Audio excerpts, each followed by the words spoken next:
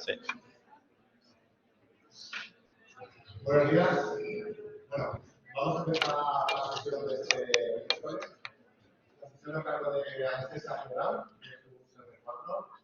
David, Alberto y Ernesto, y bastante de la presentación de la interesa a todo el mundo sigue ahí. Se me escucha, ¿no? Sí. Bueno, pues buenos días, yo soy David Redondo, soy R4 de Anestesia y Reanimación de aquí del Hospital Universitario de Toledo y junto a mis compañeros Alberto Martín y Ernesto Rioja os vamos a hablar en la mañana de hoy sobre la valoración y manejo de la vía aérea. La sesión se compone de 3 bloques principalmente. En el primero hablaremos sobre la evaluación de la vía aérea, en el segundo sobre la valoración y el manejo de la misma mediante ecografía y por último sobre el manejo de la vía aérea difícil. ¿Y qué es lo que se nos viene a la cabeza cuando pensamos en cómo evaluar la vía aérea? Pues múltiples formas de hacerlo y múltiples test. Aquí hay varios de ellos y son los que vamos a desgranar en esta primera parte de la sesión. Uno de los aspectos más importantes en la práctica anestésica es la valoración y predicción de una posible vía aérea difícil y depende de muchos factores como son la observación interindividual, la experiencia y la habilidad del anestesiólogo. Por eso, uno de los objetivos de esta sesión y el motivo también por el que decidimos hablar de este tema es aprender a valorarla y saber anticiparnos ante cualquier situación, sobre todo para la máxima seguridad de nuestros pacientes. En la evaluación preanestésica, cuando hablamos sobre la vía aérea, tenemos en cuenta 3 aspectos. El primero sería la historia clínica, el segundo, los signos clínicos que nos pueden predecir una dificultad para ventilar a nuestros pacientes y, por último, los signos clínicos que nos pueden poner sobre aviso sobre una dificultad para la intubación. Sobre la historia clínica, lo más importante es detectar antecedentes anestésicos de una intubación difícil. Hay que preguntarle al paciente o a su familia si ya está sobre aviso de que puede ser una intubación difícil porque se haya operado en otra ocasión o por algún otro familiar o por algún antecedente médico. Siempre que nos encontremos con una posible intubación difícil y luego la detectemos, habrá que hacer un informe sobre las posibles causas que nos hayan llevado a ello y posible manejo en una futura cirugía. También hay que fijarnos y no olvidarnos sobre la historia estomatológica, como ausencia de dientes, que se mueva alguno de ellos, la protrusión, etc. En la historia clínica también hay que tener en cuenta distintas enfermedades que se asocian y están relacionadas con una vía aérea difícil. Por ejemplo, pacientes diabéticos de larga evolución que tengan el signo del predicador. Este signo es el no poder juntar las palmas de las manos por la rigidez articular. Esto se ha visto que está asociado con rigidez también de la articulación temporomandibular y eso nos va a llevar a un difícil manejo de la vía aérea. Pacientes acromegálicos con una hipertrofia de lengua, de úvula o que tengan estrechez del cricoides. Esto también nos puede dificultar la ventilación y la intubación de nuestros pacientes. Enfermedades como la enfermedad de Behçet, por las úlceras bucales y las cicatrices retráctiles que presentan. Y otras enfermedades como pueden ser el síndrome de Down por la macroglosia asociada, la artritis reumatoide, que también está asociada con alteración de la articulación atlantoasteroidea, y enfermedades infecciosas y neoplásicas de la vía aérea superior. Si lo sospechamos, hay que informar al paciente o al familiar sobre la posible dificultad de intubación del paciente y las medidas alternativas que disponemos. Aquí os dejo unas fotos sobre lo que acabo de contar. En la primera veríamos el signo del predicador, la segunda está en relación con las alteraciones de la columna cervical, la macroglosia y los pacientes con síndrome de Down por las alteraciones que presentan. Sobre los signos clínicos que nos pueden predecir una dificultad para ventilarlos, es verdad que no existe ningún test específico para predecirlo, pero Langeron en el año 2000 publica una serie de factores de riesgo como son los que pongo a continuación. Pacientes que presentan barba, que tienen un índice de masa corporal por encima de 26, que le faltan dientes, pacientes por encima de 55 años, roncadores. En el 2006, Ketterpal, en un estudio de 22.660 pacientes, confirmó estos factores de riesgo. Y excepto la ausencia de dientes, y considera la presencia de barba como el único factor que podemos modificar antes de la cirugía. Estos autores dan gran importancia al test de posibilidad de protruir la mandíbula para valorar también la dificultad para la ventilación. Por lo tanto, si nos encontramos ante esta imagen, nos va a poner sobre aviso de que el paciente no se va a ventilar fácilmente. Y por último, en los signos clínicos que nos predicen una posible dificultad para la intubación, hay que valorar la anatomía de la cara de nuestros pacientes y tener en cuenta los signos que nos podemos encontrar y que nos pueden hacer pensar que sean difíciles de intubar, como puede ser pacientes con cuello corto, grueso, musculoso, pacientes con retracción mandibular, con el paladar arqueado, largo u ojival, pacientes que presenten cicatrices faciales o cervicales, con un estado dental malo, con un tamaño de la lengua inadecuado. Todos estos signos nos van a orientar a que el paciente pueda presentar una intubación difícil y ante esta sospecha debemos de realizar los test de predicción de intubación difícil de los que voy a hablar a continuación. Hay test de predicción que pueden ser radiológicos o clínicos, pero lo más importante de todo es que actualmente no existe ningún test clínico ni radiológico que aisladamente sea capaz de predecir una intubación difícil. Los test radiológicos no son los que solemos realizar. A diferencia de los clínicos, no se pueden hacer de forma rutinaria, ya que son más complicados, caros y dependen de otros servicios y no aportan un beneficio importante. Por ejemplo, en una radiografía lateral de cuello, podemos evidenciar un estrechamiento del espacio articular atlanto-occipital con la consiguiente dificultad para la extensión de la zona y que se puede traducir en un hallazgo durante la laringoscopia de una epiglotis o laringe anterior que consiste en el desplazamiento anterior de la laringe. Los test clínicos son los que solemos realizar, son sencillos. Los realiza el anestesiólogo preoperatoriamente y los más significativos los hacemos de forma sistemática.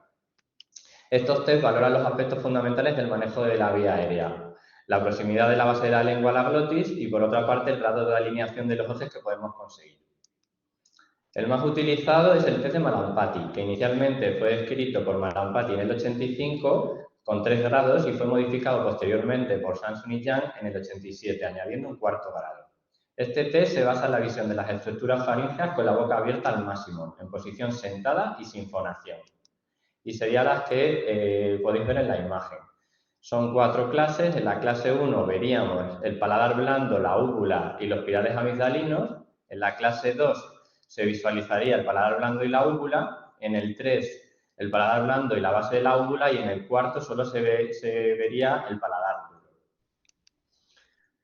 Este test es el estándar con el que van a compararse el resto de estudios en la literatura y su valoración depende mucho de la variabilidad interindividual del observador.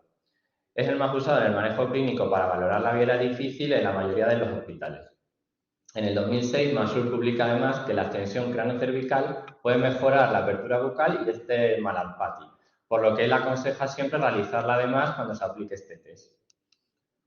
Otro de los test que podemos realizar y el más moderno es el test de la mordida del labio superior, que fue publicado en el 2003 y se basa en la importancia que tiene para la visión laringoscópica, la libertad de movimiento mandibular y la arquitectura de los dientes. Parece que este test depende menos de la valoración del observador y hay que pedirle al paciente que muerda con los dientes inferiores el labio superior y lo podemos dividir en 3 clases. En la clase 1, los incisivos superiores mueren por encima del labio superior, dejando la mucosa del labio totalmente invisible. En la clase 2 veríamos parcialmente la mucosa y en el 3 los incisivos inferiores no pueden morder el labio superior, por lo que una mordida clase 3 lo relacionamos con una intubación difícil. Otro de los test que podemos realizar es la distancia tiromentoniana de Patil, que sería la distancia entre el mentón y el borde superior, que eso está ahí un error, y el borde superior del cartílago tiroides. Se mide con el cuello del paciente en máxima extensión y la boca cerrada. La medida serían 6,5 centímetros y si es menor, posiblemente el paciente presente una intubación difícil. Otro de los test sería la distancia esternomentoniana, que sería la distancia entre el mentón y la parte superior del esternón. Si es menor de 12,5, también está relacionado con una intubación difícil. A este test, en alguna publicación, se le confiere tanta importancia como el test de Malampati, dándole una gran especificidad. Y por último, la apertura bucal, que sería la distancia entre los incisivos superiores e inferiores, y que si es menor de 2, es posiblemente una vía aérea difícil, una intubación difícil. Para algunos autores, la distancia debe ser de 4 centímetros. Es un test muy importante porque si esta apertura es pequeña no nos permite introducir dispositivos de vía aérea difícil como puede ser la mascarilla laringe o la Fast Track. En la literatura hay numerosos estudios que comparan unos estudios de validez con otros, pero como he dicho anteriormente, la combinación de los mismos es la que nos va a ayudar a predecir la intubación difícil. Y ya cuando realicemos cualquier test predictivo de valoración de vía aérea, hay que compararlo con la visión directa por laringoscopia de la laringe según la clasificación de Kollmann-Stefan. Estas son 4 grados. En el 4.1 veríamos todas las estructuras de la glotis, veríamos la epiglotis, las cuerdas vocales y las aritenoides. En el grado 2 se vería la epiglotis y las aritenoides. En el 3 solo la epiglotis y en el 4 no veríamos ninguna estructura. Los grados 3 y 4 están relacionados con intubación difícil y el 4 es prácticamente imposible de intubar con laringoscopia directa. Actualmente es verdad que existen otras clasificaciones en las que podemos subdividirla en grupos. Por ejemplo, la modificada de Kollmann-Stefan, en la que además en el grado 2 se podría dividir en grado 2A, en el cual visualizaríamos parte de las cuerdas vocales, y en el 2B solo los aritenoides serían visibles. Y ahora empezamos con la segunda parte de la sesión. Buenos días, continuamos con la valoración y el manejo de la vía aérea por ecografía. Y es que, como sabéis, la ecografía es una técnica que presenta muchísimas ventajas. Entre otras, pues nos va a permitir, nos va a proporcionar información anatómica y funcional del paciente a tiempo real y además con una elevada sensibilidad, y todo esto pues de una manera que es rápida, accesible, es segura, no es invasiva para el paciente, no dolorosa, es barata, en fin, tiene muchas ventajas. De todas las aplicaciones que tiene la ecografía para la valoración de la vía aérea, os traigo estas 6 que vamos a comentar ahora, que se refieren solo a la valoración y el manejo de la vía aérea superior. Comenzamos hablando de los predictores ecográficos para una vía aérea difícil. De aquí conocer que la prevalencia de la vía aérea difícil en la población es baja. De tal manera que cuando aplicamos los test clínicos que ha dicho David, la mayoría de los pacientes se clasifican como una vía aérea fácil. El problema está que hay un pequeño número de estos pacientes que finalmente van a presentar una vía aérea difícil imprevista, porque han sido clasificados previamente como vía aérea fácil, y después cuando te enfrentas a ella te das cuenta que es difícil. Entonces, esto puede ser debido a que todos los test clásicos que nos comenta David antes valoran la vía aérea del hueso ioides para arriba. La ecografía nos permite valorar estructuras que se encuentran del hueso ioides para abajo y que también participan en la laringoscopia. Es por eso que en estos años han salido muchos estudios con el objetivo de precisamente diseñar diferentes herramientas ecográficas que permitan predecir precisamente estas vías aéreas inesperadamente difíciles. De todas las medidas que se han publicado o que hay publicadas, las que más se repiten en las publicaciones y un poco más de evidencia científica tienen son estas 3. La distancia entre la piel y el hueso ioides, distancia entre la piel y la epiglotis y la distancia entre la piel y las cuerdas vocales. Recientemente, el año pasado, en 2022, se publicó este metaanálisis que recoge 32 estudios y un total de 6.881 pacientes, y que tenía como objetivo primario precisamente el determinar el valor predictivo que tienen las medidas ecográficas para predecir una laringoscopia directa difícil o una vía aérea difícil. De todas las mediciones que recogen esos 32 estudios, ellos llegan a la conclusión de que hoy por hoy la única útil que nos sirve un poco para valorar el riesgo de vía aérea difícil es la distancia entre la piel y la epiglotis. Tiene buena sensibilidad y especificidad, un área bajo la curva de ROC de 0,87, pero debido a la prevalencia precisamente de la baja de vía aérea difícil, baja prevalencia de la población, tiene un valor predictivo positivo que tiene un rango entre el 30 y el 50% y un valor predictivo negativo que ronda entre el 95 y el 98. Esto se traduce a que al final va a ser una herramienta que es más útil ante un resultado negativo, es decir, que nos va a identificar mejor a un paciente que no tiene una vía aérea difícil del que la tiene. Pero ojo, ellos dicen, ante un resultado positivo, que decir que tenga la distancia mayor, que ahora os la cuento después, tendremos que manejar esta vía aérea con cuidado, porque aunque la probabilidad de que este paciente presente una vía aérea difícil es relativamente pequeña, de 30 a 50%, efectivamente hay algunos pacientes que tendrán vía aérea difícil, con lo cual por lo menos tendremos que tener ese plan B y manejar esa vía aérea con cuidado. ¿Cómo se realiza la medición? Utilizamos una sonda plana a nivel de la membrana tiroideoidea en un corte transversal de la vía aérea, donde se visualiza la epiglotis como una estructura aplanada, ovoide y hipoecogénica, y es ahí donde realizamos la medida de la superficie de la piel a la epiglotis. Si esta medida mide por debajo de los 2 centímetros, nos habla de que con alta probabilidad ese paciente no va a tener una vía aérea difícil, y por el contrario, si mide más de 2,5 centímetros, sugiere un abordaje prudente de esa vía aérea, precisamente porque es una potencial vía aérea difícil. La segunda de las aplicaciones es la localización de la membrana cricotiroidea. Si bien es recomendable la identificación de la membrana cricotiroidea en todos los pacientes que se van a someter a una anestesia general, debería ser de obligado cumplimiento la identificación en aquellos pacientes que presenten una anatomía cervical desfavorable, ya sea porque tengan grasa cervical relacionada con la obesidad o porque tengan tumoraciones o deformaciones a ese nivel. Es en estos pacientes la ecografía es la técnica más sensible para identificar la membrana cricotiroidea, en estos donde es más difícil que hacerlo por palpación. Hay dos técnicas, bueno, habrá más, pero las más publicadas son estas dos. La primera es la técnica TACA, que viene de las siglas en inglés tiroides-aire, cricoides-aire. Se comienza también con una sonda plana en corte transversal, pero a nivel del cartílago tiroides. Se visualiza la típica imagen del cartílago tiroides, que es como una V invertida hipoecogénica. Si desplazamos la sonda hacia caudal, nos desaparece esa imagen, nos aparece una línea hiperecogénica que se repite como en las líneas pleurales en paralelo hacia profundidad, como un signo de reverberación del sonido que corresponde a la interfase aire-mucosa que hay en la vía aérea a ese nivel.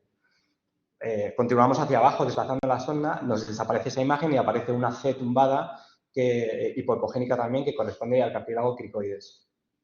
Volvemos a subir hacia arriba para que desaparezca esa imagen y vuelva a aparecer las líneas. Es ahora cuando podemos afirmar que nos encontramos en la membrana cricotiroidea, porque justo estamos a la altura, por arriba del tiroides y por abajo del cricoides. La siguiente técnica es la técnica SHOP, también de las siglas en inglés de collar de perlas, y es por cómo se visualizan los anillos traqueales en un corte sagital.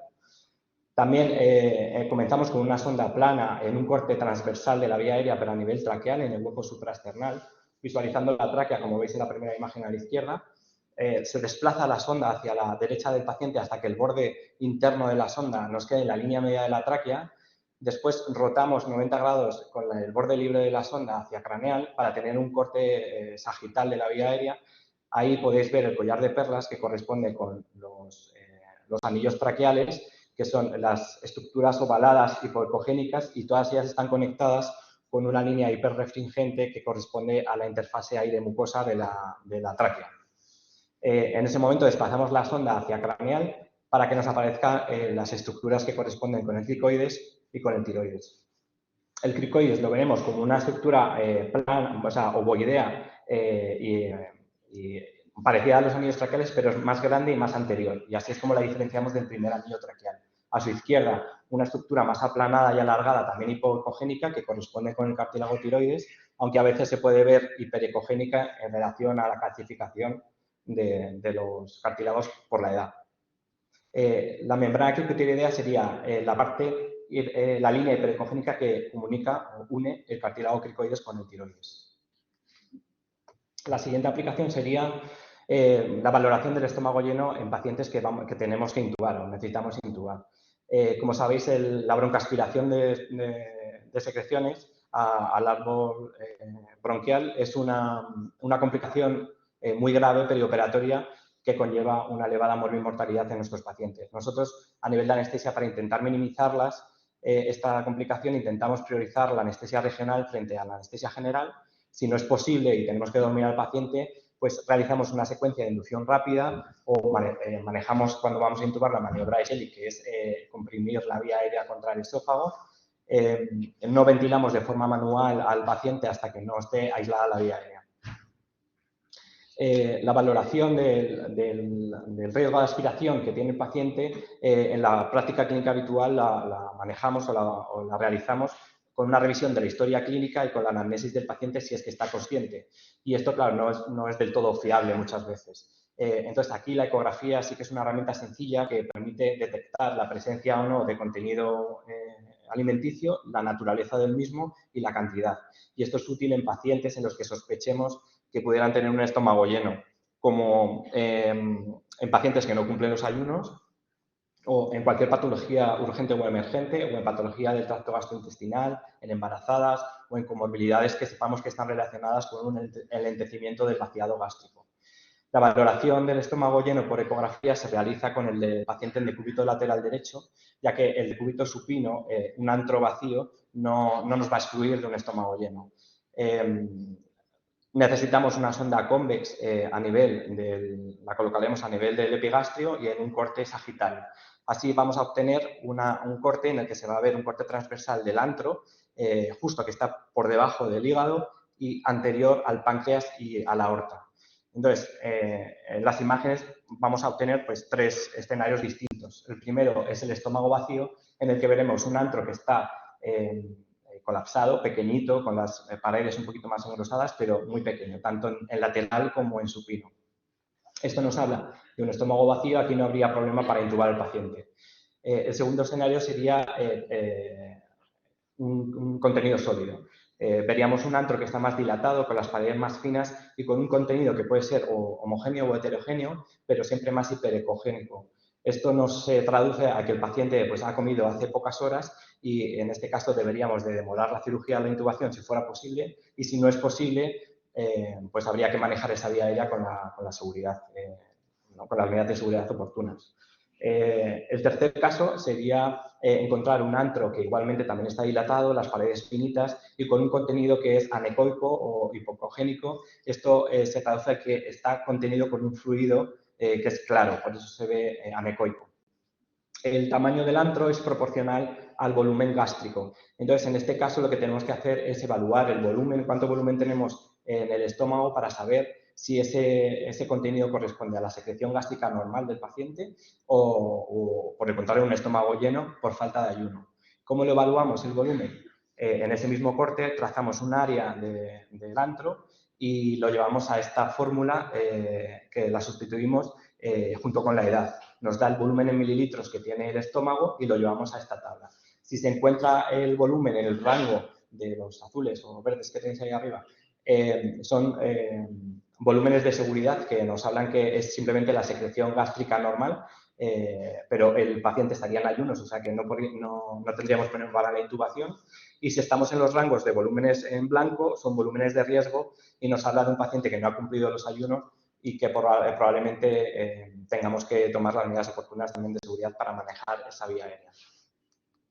La siguiente aplicación sería para elegir el tamaño adecuado del tubo y esta aplicación está más orientada hacia la pediatría, porque es en ellos es más importante la elección del tubo, del tamaño, porque si elegimos un tamaño demasiado pequeño, las presiones pico del respirador van a ser más elevadas, las presiones que necesitamos para que el balón que sella la tráquea del tubo tienen que ser también muy elevadas para que selle completamente, la ventilación puede ser insuficiente, además la monitorización del integral de CO2 pues puede ser no fiable, se pueden filtrar los gases anestésicos al ambiente del quirófano porque fuguen o también hay mayor riesgo de microaspiración.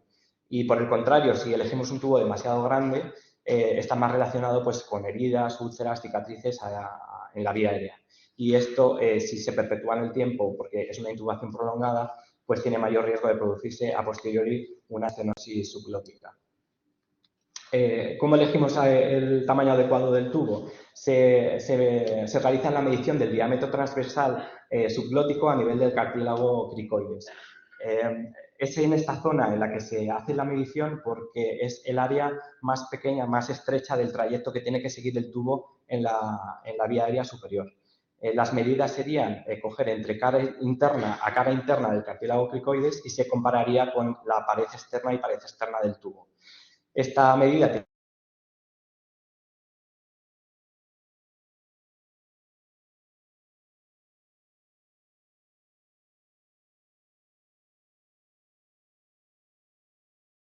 menos cartílagos, la visualización es más complicada y aparte también es superior a las fórmulas que utilizamos habitualmente para elegir el tubo que están basadas en la edad, como esa que tenéis ahí, edad entre 4 más 4, así es como habitualmente nosotros elegimos el tamaño del tubo en pediatría.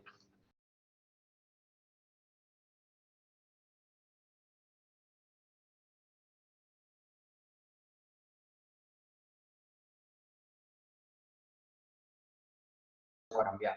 También la auscultación pulmonar nos va a orientar si realmente hemos intubado bien en vía aérea o estamos intubados en vía digestiva.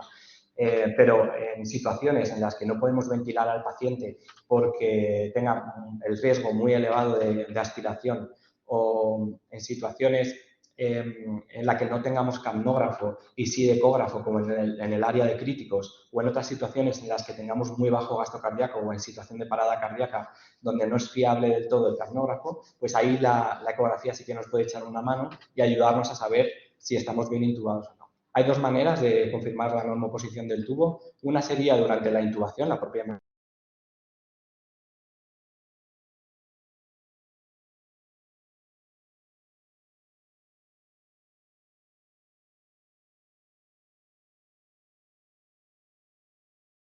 encontremos, esa imagen que es un triángulo hiperecogénico y que es móvil, ¿no? con la vocalización. Cuando pasamos el tubo a su través, esa imagen se va a deformar y va a adquirir una forma redondeada por arriba con una sombra acústica posterior que genera el aire que está dentro del tubo. Si vemos esta imagen que la describen como el signo de la bala, nos habla de que estamos intubados bien en la vía aérea.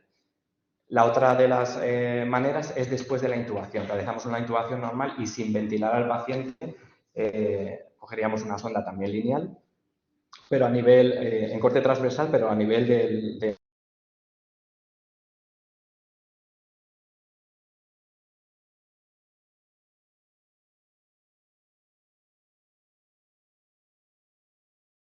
una parte más ovoide, más hiperecogénica. Si identificamos esa imagen junto a la tráquea, sabemos que el tubo está dentro de la tráquea y el esófago está libre. Por el contrario, si el tubo está metido en el esófago, nos va a aparecer una imagen que se define como el signo de la doble tráquea. Y es porque al meterse el tubo dentro del esófago, va a adquirir una imagen que es igual a una tráquea, pero más chiquitita a su lado. Y es por el artefacto que genera el aire en el ecógrafo. Pero, ¿qué pasa? Que hay pacientes que por su anatomía el esófago no se coloca, está posterior a la tráquea y la sombra acústica que genera la tráquea no permite ver el esófago. Entonces, en estos pacientes, otros signos de la eco pulmonar, como el sliding, que es el deslizamiento entre pleuras, o la excursión diafragmática, nos puede orientar, evidentemente, a que estamos intubados bien en pulmón, pero recordar que en este caso, para ver estos signos, es necesario que estemos ventilando al paciente. Entonces, bueno. Y ya, por último, la última aplicación que os traigo es para cuando realizamos una traqueotomía percutánea. La ecografía nos vale para dos cosas. Primero, para valorar la anatomía de la tráquea, para saber si realmente es seguro hacer una traqueotomía percutánea o, por el contrario, es riesgoso. Entonces, irnos a hacer la quirúrgica mejor. Valoraremos que la tráquea esté centrada, que no esté lateralizada. Podremos medir la distancia entre la piel y la cara anterior de la tráquea para elegir un largo adecuado de la cánula que vamos a poner. Podemos valorar toda la vascularización que se pone delante de la tráquea, que se interpone a nuestro paso, tanto arterias como venas, o también nos sirve para localizar y elegir adecuadamente el espacio más óptimo para realizar la traqueotomía. Que sería, el más óptimo sería entre el segundo y el tercer espacio. Si nos vamos, a modo de curiosidad, cuanto más abajo nos vayamos, más riesgo tenemos de encontrarnos vasculatura pretraqueal, y cuanto más arriba nos vayamos, más riesgo posterior hay de estenosis de la vía aérea. Y por último, cuando ya hemos decidido que la vamos a hacer percutáneamente, la ecografía nos puede ayudar pues, para guiar la técnica, es una técnica Seldinger como otra cualquiera, y para guiarnos la punción. La primera y la segunda imagen de arriba simplemente es un corte longitudinal o sagital de la vía aérea para elegir el espacio donde queremos realizar la traqueo. Cuando ya lo hemos elegido, en este caso en el segundo y tercer espacio, giramos la sonda para un corte transversal en el espacio elegido, y en la tercera imagen arriba lo que veis es una sombra acústica posterior que genera la aguja al ir pinchando y dirigirse hacia el lumen traqueal.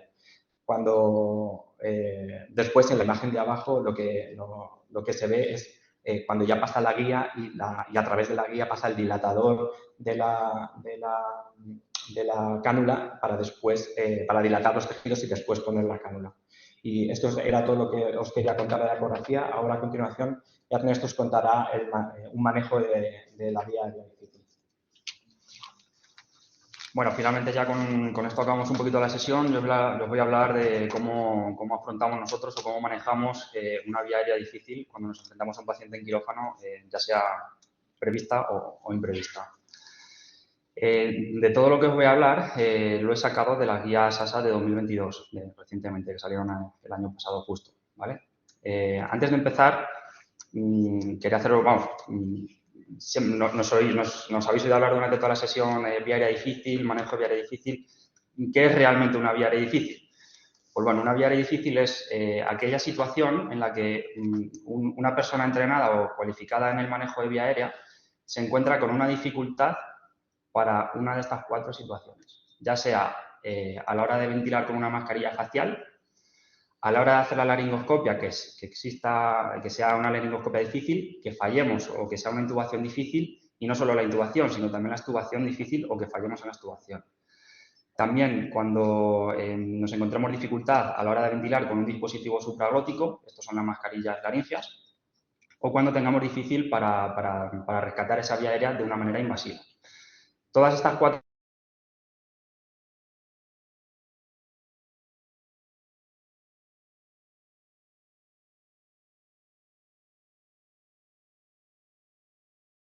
Estas guías al final, bueno, lo clasifican tratan 7 puntos. El primero de ellos es la evaluación de la vía aérea, que tampoco me voy a extender mucho porque ya ha hablado David de manera bastante clara durante la sesión. Pero bueno, sería un poco tener en cuenta los antecedentes, la historia del paciente, un poco qué predictores hay de que pueda ser una vía aérea difícil. El segundo punto que recogen estas guías es un poco la preparación a la hora de afrontar una vía aérea difícil. ¿Qué quiere decir esto? Pues siempre nos tenemos que asegurar que tengamos todo el equipo disponible, que tengamos nuestro carro de vía aérea con todos los dispositivos, con mascarillas laringias, con videolaringoscopios, con AirTrack, con guías para guiar la intubación, con tubos endotraqueales, con un set de críticos si hiciera falta. O sea, tener todo preparado a la hora de afrontar esto. Luego, como siempre, fundamental, asegurar que monitoricemos al paciente antes, durante y después del manejo.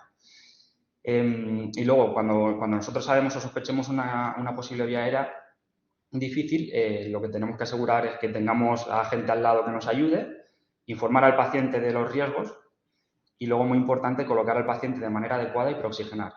Fundamental preoxigenar, porque al final con la preoxigenación lo que ganamos es tiempo. Tiempo para pensar y mantener la mente fría para ver qué opciones son las mejores. Cuando tenemos una vía aérea difícil, estamos en un escenario distinto de lo que es una vía aérea difícil imprevista. Nosotros ya sabemos que el paciente va a ser una vía aérea difícil, entonces tenemos que tener una estrategia a la hora de afrontarlo. ¿De qué va a depender esa estrategia? Pues va a depender del tipo de cirugía, de las características del paciente, de cómo me sienta yo cómodo a la hora de afrontar esa vía aérea, de las habilidades del operador. Consideraremos hacer una intubación despierto si vemos que el paciente es una posible intubación difícil y además hay una de estas 4 situaciones asociadas, es decir, que nosotros preveamos que va a ser difícil ventilarlo, que exista riesgo de aspiración, que mi paciente no vaya a tolerar la apnea o que a la hora de rescatar la vía aérea con una vía invasiva sea difícil, ¿de acuerdo? Si optamos por un enfoque no invasivo, pues bueno, lo que recomiendan las guías es combinar técnicas, es decir, pues intentar hacer una laringoscopia,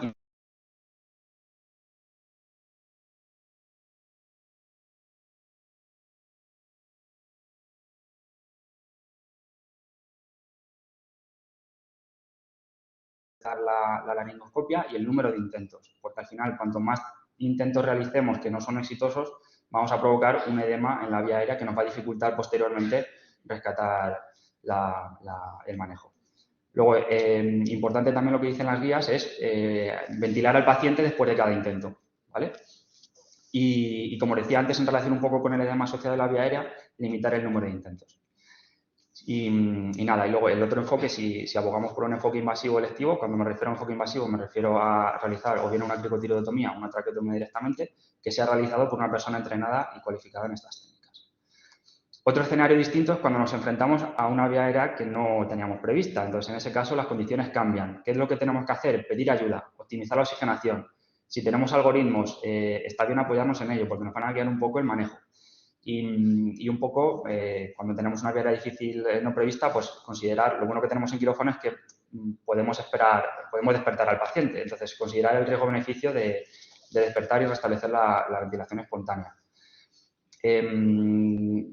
También debemos valorar el beneficio de hacer un enfoque o no invasivo o invasivo. Del enfoque invasivo hay que tener un poco las características, las condiciones que os comentaba antes, pues eso, realizar técnicas combinadas, limitar el número de intentos, evitar el máximo posible en todo el edema asociado a la manipulación para evitar el edema de la vía aérea y demás. Y luego, si hacemos un enfoque invasivo, como decía antes, pues que sea realizado por una persona entrenada y que sea rápido.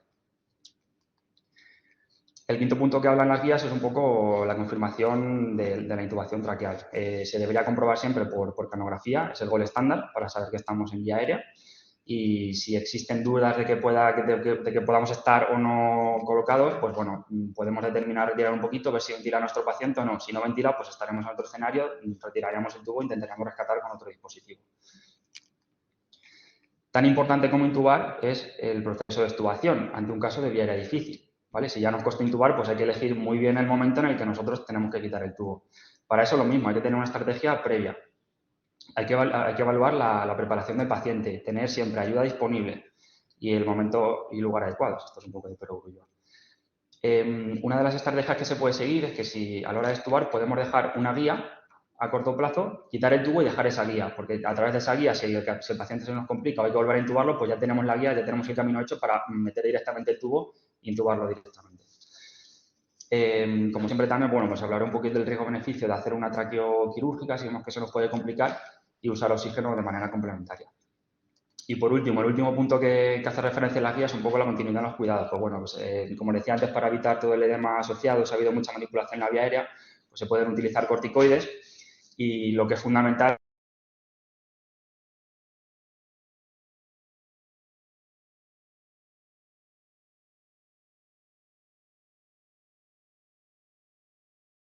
un algoritmo que ahora os voy a presentar. Este es un poco el algoritmo que seguramente en algún momento de vuestra vida lo habréis visto. Hace un poco referencia a un resumen de todo lo que os comentaba, ¿no? Aquí, como decía, las 4 situaciones, pues si vemos que el paciente va a ser una posible vía aérea difícil y tiene una condición asociada de que el paciente se pueda ventilar mal, que exista riesgo de broncoaspiración, que tolere mal la apnea o que pueda existir un riesgo de dificultad a la hora de rescatar con una vía aérea invasiva, estamos en este algoritmo. Tenemos que hacer una intubación con el paciente despierto, ¿de acuerdo? Si no tienen estas situaciones, hacemos la intubación y fracasamos, estamos en otro algoritmo distinto. Estamos en una vía aérea difícil no prevista. En ese caso, la prioridad es ventilar. Si nosotros conseguimos ventilar al paciente, podemos estar tranquilos. Tenemos tiempo para pensar, para ver qué maniobras podemos hacer. Pues eso, intentar optimizar la laringoscopia, minimizar el número de intentos, usar un videolaringo, ayudarnos de guías, rescatar incluso con una mascarilla laringia. ¿Vale? Si a pesar de eso todas esas medidas fallasen, hubiesen fracasado, tendríamos que ir a una vía aérea de emergencia a hacer un abordaje invasivo. En el caso de que no podamos ventilar, lo que haremos será rescatar con una mascarilla laringia. Si conseguimos ventilar, nos vamos a esta parte del algoritmo, tranquilidad, mantenemos la ventilación, oxigenamos al paciente. Si no conseguimos ventilar con una mascarilla laringia, estamos en este mismo abordaje, una vía aérea de emergencia, abordaje quirúrgico. Y nada, esta es un poquillo la bibliografía que hemos seguido para la sesión y nada, muchas gracias por vuestra atención.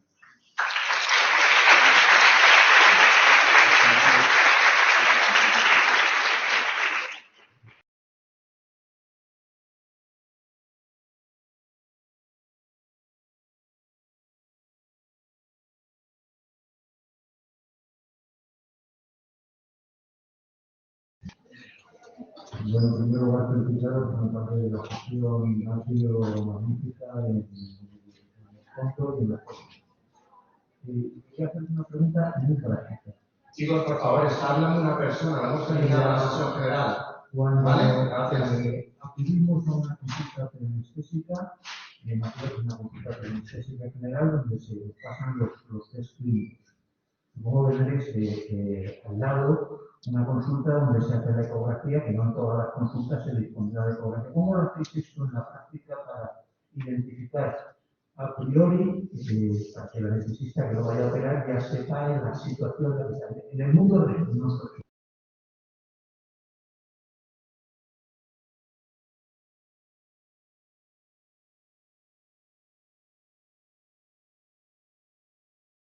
para ya tenerlo todo complementado y ya directamente que pase al quirófano clasificado.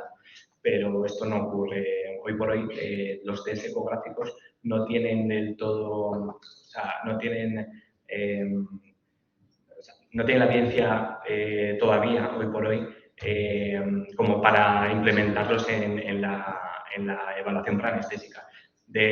Sí que hay algo de evidencia, por lo que hemos visto, porque de todo el metaanálisis que se ha hecho, de recogiendo un montón de estudios y un montón de pacientes, la única, de momento, hoy por hoy, la única medida que nos podría ayudar un poco para identificar esos pequeños pacientes que se escapan de los test clásicos es esa, la de distancia entre la piel y la epiglotis. Pero hoy por hoy, un ecógrafo en una consulta solo para realizar esa medida, yo creo que no. O sea, hoy por hoy no tenemos ecógrafos en la preanestesia. Entonces, ¿no se les deriva una segunda consulta a esos pacientes o cómo? No, hoy en día lo que se hace en la preanestesia se pasan los test clínicos clásicos, los que ha contado David en un primer momento. Y así se clasifican. Si tú te llega al quirófano como etiquetado, ¿no? Como clasificado como una vía aérea fácil y después resulta que cuando haces la laringoscopia resulta que es una vía aérea difícil, tiene un Cormac 3 o un Cormac 4, pues ahí depende, o sea, tienes que poner en marcha todo el algoritmo que ha contado Ernesto. Es decir, ahí lo prioritario es, si no puede intubar a la primera, pues ventilamos para ver si se puede ventilar. Y si se puede ventilar, pues bueno, descansamos todos, o sea, respiramos porque nos da tiempo a pensar. Y ya empezamos con el algoritmo a abrir opciones, ¿no? A decir, a ver lo que hago. Pero hoy por hoy en la preanestesia solo utilizamos los test clásicos.